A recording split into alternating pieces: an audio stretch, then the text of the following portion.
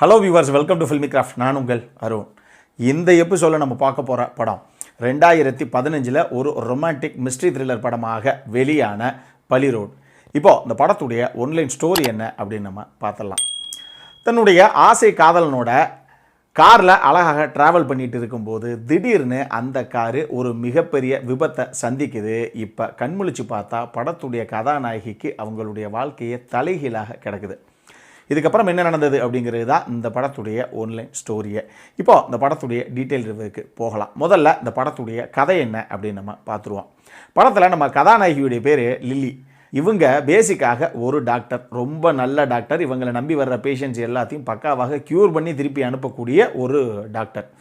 படத்துடைய ஆரம்பத்திலேயே emergency case மாதிரி அர்ஜென்ட்டாக ஒரு நபரை உடனே ஐசியூ வார்டுக்கு தூக்கிட்டு வர்றாங்க. ஒரு 60 வயசு நிரம்பிய ஆண்.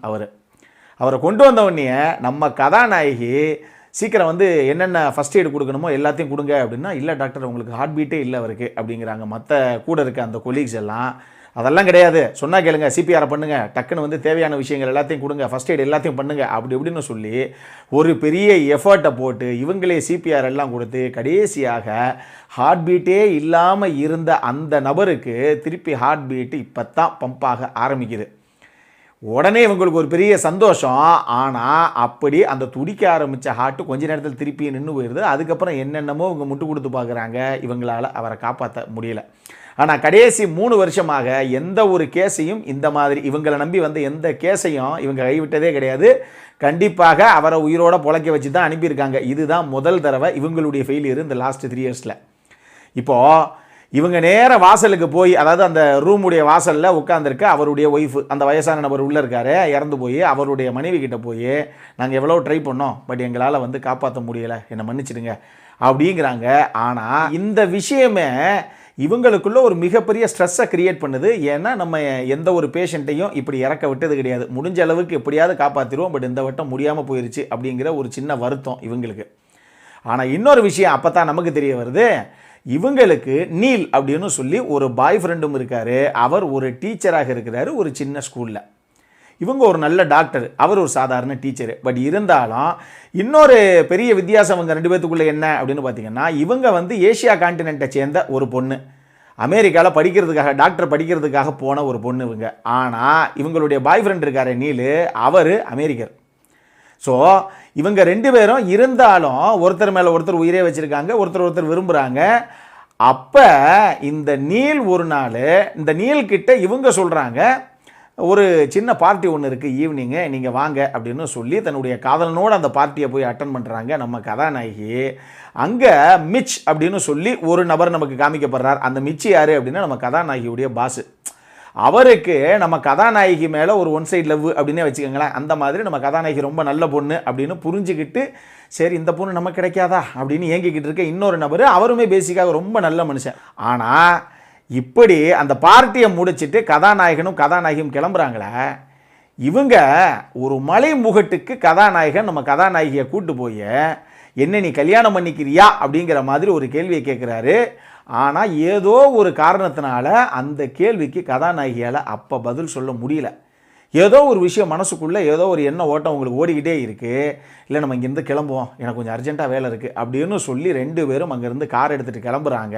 ஆனால் போகிற வழியில் என்ன நடக்குது, இவங்களுக்குள்ள ஆர்கியூமெண்ட் போகுதா, என்ன பிரச்சனை அப்படிங்கிறது எதுவுமே அங்கே தெளிவாக அந்த டைம் நமக்கு காமிக்கப்படல. ஆனால் இவங்க போகிற காரு ஒரு இடத்துல சுவாரஸ்யமாக 2 பேர் கொஞ்சம் அப்படி பேசிக்கிட்டு போகும்போது டக்குன்னு முன்னாடி வர்ற ஒரு காரு அப்படி ஜெர்க்காகி ஒரு பக்கம் போக, இவங்க போகிற காரு மிகப்பெரிய விபத்தை சந்திக்குது. ஆனால் கார் அடித்து அங்கே டம்முன்னு முட்டுது பார்த்தீங்களா, அதோட அந்த சீன் கட் பண்ணப்படுது. 2 பேர்த்துக்கும் என்னாச்சு அப்படிங்கிறதே தெரியல. ஆனால் இவங்க கடைசியாக கண்ணு முழிச்சு பார்க்கும்போது இவங்களுடைய வாழ்க்கை இவங்க நினச்சதை விட தலைகீழாக கம்ப்ளீட்டாக மாறி நிற்கிது. இதெல்லாம் எப்படி நடந்தது, நம்ம எங்கே இருக்கோம் அப்படின்னு தெரியாத அளவுக்கு இவங்க எதிர்பார்க்காத ஒரு வாழ்க்கைக்குள்ளே இவங்க சிக்கிக்கிட்டு இருக்காங்க. அப்போ இதுக்கப்புறம் அப்படி என்ன சம்பவம் தான் இதுக்கடுத்து இவங்களுக்கு நடந்தது அப்படிங்கிறது தான் இந்த படத்துடைய மொத்த கதையை. இந்த படத்தை பொறுத்தளவுக்கு எனக்கு ரொம்ப ரொம்ப பிடிச்ச விஷயங்கள் என்ன அப்படின்னா, டெஃபினட்டாக பர்ஃபார்மன்ஸை தான் நான் சொல்லுவேன். மிஷேல் சென் அவங்க தான் படத்தில் கதாநாயகியாக இந்த லில்லி அப்படிங்கிற ரோலை ப்ளே பண்ண ஆக்ட்ரஸு, தாய்வானீஸ் ஆக்ட்ரஸு. அட்டகாசமான ஒரு பர்ஃபார்மன்ஸு. நிறைய விஷயங்கள் ஒரு ரொமான்டிக் ட்ராமாவாக இருந்தால் கூட அதுக்குள்ளே ஒரு சின்ன மிஸ்ட்ரி த்ரில்லர் மாதிரி ஒரு எலமெண்ட்டை வச்சு இப்போ என்ன சொல்ல வர்றாங்க, கதாநாயகிக்கு எது உண்மை அப்படிங்கிற மாதிரி அவங்களுக்கு பர்ஃபார்ம் பண்ணுறதுக்கான ஸ்கோப் நிறையவே இருக்குது. இந்த கதைக்காலத்தில் ரொம்ப சூப்பராக பண்ணியிருக்காங்க அவங்க. அதே மாதிரியே ஜாக்சன் ராத்போன் அவர் தான் நீல் அப்படிங்கிற இந்த கதாநாயகியுடைய லவ்வராக அந்த கதாபாத்திரத்தை ப்ளே பண்ண ஒரு ஆக்டர். செம்மையான ஒரு பர்ஃபார்மன்ஸு அவர்கிட்டையும் இருந்து. அவர் ஆக்சுவலி கொஞ்சம் நேரம் தாங்க ஸ்க்ரீனுக்குள்ளே வருவார். பட் இருந்தாலும் சில பேர் ஒரு 10 நிமிஷம் தான் ஒரு கதைக்குள்ளே வருவாங்க. ஆனாலும் அந்த கதாபாத்திரத்து மேலே நமக்கு ஒரு பெரிய இன்ட்ரெஸ்ட் வந்துடும். என்னங்க அப்படிங்கிற ஒரு ஃபீல் வரும் இல்லையா? அந்த மாதிரி ஒரு கதாபாத்திரம் அவர் ப்ளே பண்ணது சரியான ஒரு பர்ஃபார்மன்ஸு. சின்ன கேரக்டர், பட் செம்மையாக அள்ளி சாப்பிட்டு போயிட்டார் அந்த ரோலை. இது போக மிச் அப்படிங்கிற ஒரு குறிப்பிட்ட கதாபாத்திரம், நம்ம கதாநாயகியுடைய பாஸாக ஒரு கதாபாத்திரம் வரும். எந்த ஒரு சஸ்பென்ஸையும் சீக்ரெட்டையும் நான் இங்கே ரிவீல் பண்ண விரும்பலை. அது என்ன அப்படின்னு நீங்கள் படத்தை பாருங்கள், உங்களுக்கே தெரியும். அப்போ தான் எனக்கு கிடைச்ச அதே ஜெர்க்கு உங்களுக்கும் கிடைக்கும். நீங்கள் படத்தை பார்த்தே தெரிஞ்சுக்கோங்க அந்த கதாபாத்திரம் யார் அப்படின்னு.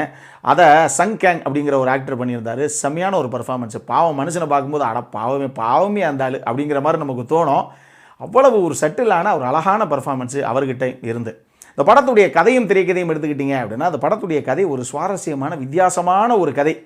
நான் இப்போ சொன்ன இந்த கதை சொன்னேனே, இதுக்குள்ளே இந்த கதையில் இருக்க எந்த சுவாரஸ்யத்தையுமே நான் ஓப்பன் பண்ணலை. இந்த கதையே இப்போ நான் சொன்ன கதை கிடையாது. இதை தாண்டி வேறு விதமான ஒரு கதை இது. அந்த சஸ்பென்ஸ் எலிமெண்ட்டு உங்களுக்கு போயிடக்கூடாதுங்கிறதுக்காக நான் சொன்ன இந்த கதைக்குள்ளே அதை நான் எதையுமே ரிவீல் பண்ணலை. நீங்கள் போய் பார்த்து தெரிஞ்சுக்கோங்க. ஒரு வித்தியாசமான கதைக்கலாம். திரைக்கதையை கொஞ்சம் வித்தியாசமாக நான் லீனியராக இவங்க கட் பண்ணி வேறு மாதிரி சுவாரஸ்யமாக மாற்றிருக்காங்க. ஆனால் விஷயம் என்ன அப்படின்னா, இந்த படம் டெஃபினட்டாக மொத்த படமும் ஒரே செட்டிங்கில் பார்த்து முடிச்சிங்க அப்படின்னா, பார்த்து முடித்து கடைசியாக என் கிரெடிட் போடும்போது ஆமாம் இது பாரதியாரா பாரதிதாசனா அப்படிங்கிற அந்த கன்ஃபியூஷன் கண்டிப்பாக உங்களுக்கு வரும். வரலைன்னா நம்ம எப்பயும் சொல்கிற மாதிரி தான், நொலன் கிட்ட ஸ்ட்ரைட்டாகவே போய் நீங்கள் அசிஸ்டன்ட் டைரக்டராக ஜாயின் பண்ணிக்க வேண்டியதான். அவ்வளோ மூளை உங்களுக்கு அப்படின்னு அர்த்தம். இந்த படம் பார்க்கும்போது இந்த மலையாள படமான சோலாவாகட்டும், சுருளி ஆகட்டும், இப்போ கொஞ்ச நாளைக்கு முன்னாடி ஒரு பிரிட்டிஷ் சைக்காலஜிக்கல் த்ரில்லர் ஒரு படம் பீஸ்ட்னு சொல்லி ஒரு படம் ரிவ்யூ பண்ணோம். அந்த படமாகட்டும், இந்த எல்லா படங்களும் நமக்கு என்ன ஃபீலை கொடுத்துச்சோ அதே ஒரு ஃபீலை தான் இந்த படமும் கொடுக்குது. எல்லாம் நல்லா இருக்குங்க, ஆனால் என்ன சொல்ல வர்றாங்க கிளைமேக்ஸில் அப்படிங்கிற ஒரு விஷயம் நமக்கு தோணுது. கிளைமேக்ஸை கண்டுபிடிச்சவனுக்கு லைஃப் டைம் செட்டில்மெண்ட் அப்படின்னு நம்ம சொல்லலாம். அப்படி ஒரு படம் தான் இது. இதெல்லாம் தாண்டி குயினுடைய சினிமோட்டோகிராஃபி நிச்சயமாக நீங்கள் சொல்லணும். அது செம்மையான ஃப்ரேமிங். அவர் வச்ச ஒன்னொன்றுமே கவிதை தான் இந்த படத்தில். மனுஷன் அனுபவித்து பண்ணியிருக்காப்புலப்பா. இந்த படத்தை பாருங்கள். இந்த படத்துடைய சினிமோட்டோகிராஃபிக்கும் மியூசிக்கும் மட்டுமே இந்த படத்தை நீங்கள் 2 தடவை பார்க்கலாம். எப்படி இருந்தாலும் 2 தடவை பார்ப்பீங்க, அது வேறு மேட்ரு. ஆனால் இதுக்காகவே இந்த படத்தை நீங்கள் 2 தடவை பார்க்கலாம். அப்படி ஒரு அட்டகாசமான ஒரு விஷுவல் ட்ரீட் இந்த படம். அப்படி சும்மா தண்ணி மாதிரி தட்டி தூக்கியிருக்காப்புல அந்த அளவுக்கு தரமாக இருக்குது.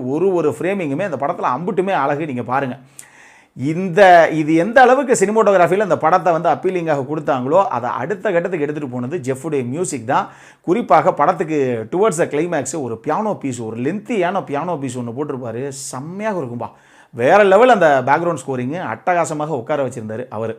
இது எல்லாத்தையும் தாண்டி இந்த படத்துடைய எடிட்டர் ஜேசன் பயபில் கையில் கிடைச்சாப்புல அப்படின்னு அப்படி தான் எனக்கு தோணுச்சு படம் பார்க்கும்போது. ஏன்னா அந்த மனுஷன் கட் பண்ண விதம் இருக்கே, நான் லீனியராக கட் பண்ணலாம், இருந்தாலும் இவ்வளவு நான் லீனியராக கட் பண்ணுறது, இப்போ இந்த சீனுக்கு அடுத்து தான் அந்த சீனா அப்படிங்கிற அளவுக்கு அவர் கட் பண்ணியிருக்காரு. இதே விஷயத்தை நீங்களும் பார்க்கும்போது என்ஜாய் பண்ணுவீங்க. பாருங்கள், உங்களுக்கு தெரியும். ஆனால் தரமான ஒரு கட்ஸு அப்படின்னு தான் சொல்லணும். அடல்ட் கான்டென்ட்டை பொறுத்த அளவுக்கு இந்த படத்தில் அடல்ட் கான்டென்ட் அப்படிங்கிறது எதுவுமே கிடையாது. ஒரு 1-2 கிஸ்ஸிங் சீன் இருக்குது. ஆனால் இந்த சீன்ஸில் கூட காமம் அப்படிங்கிற எந்த ஒரு விஷயமே நமக்கு தெரியாது. ஒரு காதல்ங்கிற விஷயம் மட்டும்தான் தெரியும். சின்ன சின்ன கிஸ்ஸிங் சீன் தான் அது. ஸோ அதனால் என்னை பொறுத்தளவுக்கு தாராளமாக இந்த படம் நீங்கள் பார்க்கலாம். மெச்சூரல்ஸ்லாம் தாராளமாக பார்க்கலாம். இந்த படம் இதனுடைய யூடியூப் லிங்க்கு நான் உங்களுக்கு கீழே டிஸ்கிரிப்ஷனில் விட்டுருக்கேன். அதில் சப்டைட்டில்ஸ் இருக்காது, பிரிண்ட் மட்டும் தரமாக இருக்கும். நேராக இங்கே டவுன்லோட் பண்ணிவிட்டு எம்எக்ஸ் பிளேயரில் டெஃபினட்டாக இதுக்கு சப்டைட்டில்ஸ் இருக்குது, இன்க்ளூட் பண்ணிவிட்டு பார்க்குறவங்க பார்த்து மகிழுங்கள். நான் சொன்ன மாதிரி இந்த பீஸ்ட்டு சைக்காலஜிக்கல் த்ரில்லர் படம் சொன்னேனே, அந்த படமாகட்டும், சோலாவாகட்டும், சுருளி ஆகட்டும், இதெல்லாம் மைண்டில் இருக்கட்டும் இந்த படம் பார்க்கும்போது. ஏன்னா படம் முடிஞ்சதுக்கப்புறம் என்னங்க அப்படிங்கிற ஒரு ஃபீல் வரலாம். அதனால் நான் முதல்லே உங்களுக்கு சொல்லிடுறேன். இந்த படத்திற்கு ஃபில்மிகிராஃப் கொடுக்கக்கூடிய ரேட்டிங் 7/10. இப்போது நம்மளுடைய அடுத்த செக்மெண்ட்டான இன்ட்ரெஸ்டிங் ஃபேக்ட்ஸ் அபவுட் தி மூவிக்கு போகலாம்.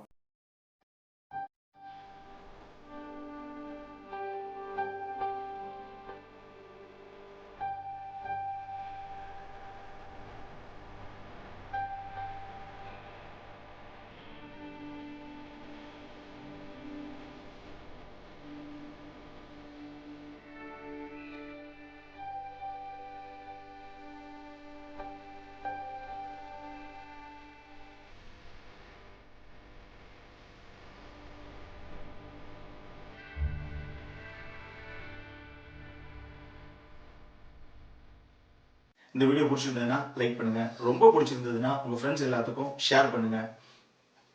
உங்களுடைய கருத்துக்கள் ஏதாவது இருந்தது அப்படின்னா கீழே இருக்க கமெண்ட் செக்ஷனில் எங்களுக்கு தெரிவிங்க.